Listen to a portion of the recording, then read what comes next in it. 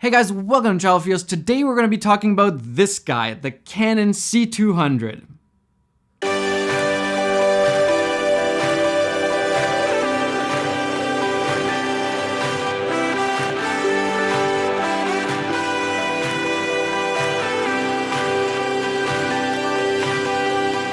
So Canon announced the C200 and immediately I was super excited about this camera. This is probably one of my favorite reviews I've done so far.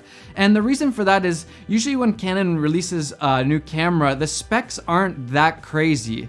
But once you use it, you start realizing that this is a really good product. But for this camera, the specs are actually super good. So I just wanted to see what is it like actually. The other week, me and Peter were supposed to shoot something, and out of nowhere, he surprised me with the C200, and I was just super excited to try it out, especially because the camera hadn't even launched yet. So we had one of the first models of the camera. And it's actually a production model. The outside just looks a little bit different from the actual one that ships. We took it on a shoot telling the story of the youngest person to fly solo around the world. When I was 18, I read this story about a guy from California who was 20 who was going to go set this record as the youngest person to fly solo around the world. And I just kind of thought, well, gee, I could do that. Which you can check out on Canon's website. And I also took it out on another shoot to test it out on a gimbal, the Movi M10. I've owned the Canon C300 Mark II, which I'm shooting on right now, for about a year, so I was really curious to see where does the C200 fit. It seemed to be a mix of really high quality with the raw light, and then a little bit lower quality codec when you don't want to blast through all your memory cards. So after a couple shoots, these are my thoughts on the Canon C200 from the perspective of a DP and a YouTube content creator. So let's start with the basics. The first thing that I really like is the newly designed LCD screen. I really like that you can move it around to pretty much any position you want, and the best part is you don't have to loosen or tighten any screws. You just move it to wherever you want it to be. That's super handy for me, especially when I'm filming documentaries. I just need to be able to move around the screen really quickly and not have to use two hands to undo something and then move around the screen and then tighten it back up. I can just move it really quickly, really easily. Super handy, really appreciate this. It's also a touch screen, which is really nice for the autofocus, another great feature. And the autofocus on Canon's cameras is just really good. And if you haven't used Canon's autofocus, you're probably thinking, ew, I would never use autofocus. And yeah, that's what I thought too, but Canon has really done well with the autofocus, and the C200 is no exception. The autofocus works really well. And the one thing that people really don't realize is that even if you don't use the autofocus, the focus guide is so handy. It tells you if you're in focus or not. So let's say you're in the middle of an interview, you can see when you're in focus, and if you're not in focus, it'll tell you how much to change the focus by, and then it'll tell you once you're in focus. That's super handy. I use this all the time on all my shoots.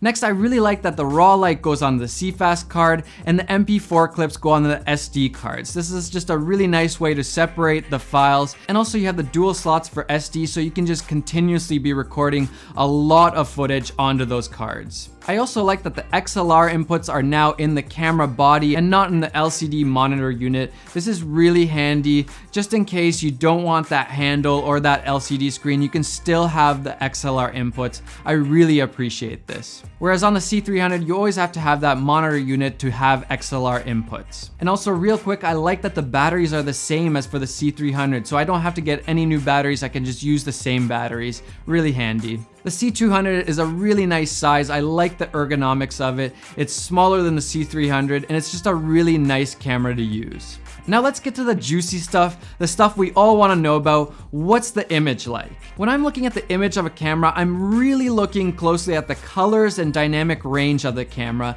and I'm really picky about those things. And the C200 does really well in both of those. For my videos, I was mostly recording in RAW, and then I was converting into ProRes, and the footage is just really good. It's so nice to color grade, no issues at all color grading and working with it in post. I was never having to fight with the footage, trying to make it look natural or trying to make the skin tones look good. They just look really good straight out of the camera. which is really not a given for a lot of the cameras out there right now. A lot of them need a ton of work to get the skin tones really nice and natural looking. I recorded in all the different formats in 24 and 60 frames in RAW. I used the 120 frames per second. I also tried to do some tests with the MP4 footage. And they're all really good and they all serve a different purpose. I'm still amazed that a camera this size and this price can internally record such a high quality RAW image. It seems almost too good to be true. I wish that everybody could just huddle around my computer and check out the footage because YouTube really doesn't do justice to this footage. So the image looks amazing, super impressed by it. I also really like the slow motion. 60p and 4K is really handy. We use this a lot in the profile of Matt the Solo Flyer.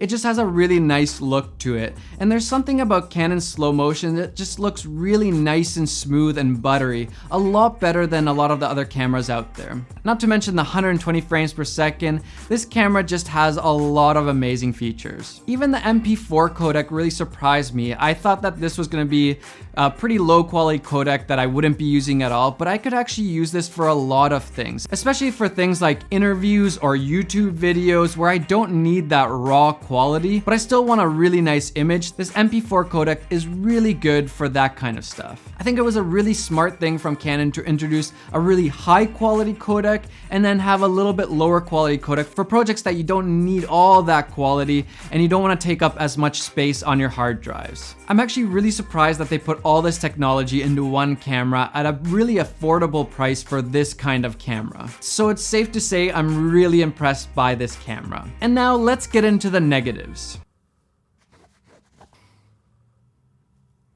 And those are the negatives. I'm just kidding.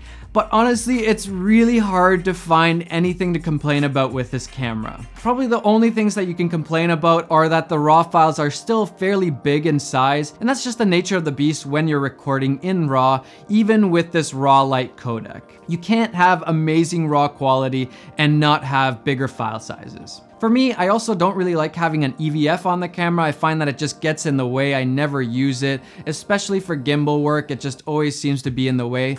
But luckily, they also offer a version where you can get it without the EVF, and that's actually really handy. I would almost consider just buying that one. I also do wish that it had 2 CFast card slots just because the file sizes are so big, and I've also just gotten used to it on the C200 Mark II, but I get it, it's a small camera, you can only pack so much into one small package. But it is nice that you have the 2 SD card slots also. So when we're talking about the negatives, there really aren't that many for me. But the big question is, who is this camera for? And it's actually really interesting. I think this is the first camera where I can see just a really wide variety of uses for it. I can see so many different users really liking this camera. I think it's an amazing doc camera. I'm definitely going to be using this camera for documentaries. There's just so much packed into a really small body. The dynamic range, the color science, the autofocus, slow motion, low light capabilities, all that stuff. I can really say this is going to be one of the best documentary cameras there is right now. I can also see a lot of higher end YouTubers using this camera because you get to use the raw light for your really impressive stuff that you need really high quality footage for, but it also has that MP4 codec for your more normal things where you don't need all that quality, but you still want a really nice image and all those nice features of the camera. Being able to plug in your lav or your shotgun mic and having everything in one package is just so handy for YouTube filmmaking. I already love using the C300 Mark II for YouTube filmmaking, and I get it, a lot of people can't afford it, but the C200 will be a really good option for higher end YouTube filmmakers. Also, a lot of people that have been using the 1DX Mark II, this will be the perfect step up for those people. You have a lot of the same kind of features, but in a real video camera package, and everything's just stepped up a little bit more on all those areas. Also, for people who make short films or narrative stuff, this is going to be a really good camera for you because of the raw light codec. It's just so high quality that if you need the best quality for your short films, this is going to be the camera for you if you're looking in this price range. I still can't believe how good the footage looks out of this camera. It's pretty crazy how versatile this camera is, how much is packed in, and it's safe to say that I really like the Canon C200. I'm probably even gonna buy it as soon as it comes out because it really is a great camera. Guys, if you like this video, make sure to hit that like button, comment down below, share the video. I really appreciate all of you guys. Tons of good stuff coming up on the channel, including a lot more giveaways and all that stuff, so make sure you subscribe. Guys, enjoy the filmmaking process and go get some of those travel feels.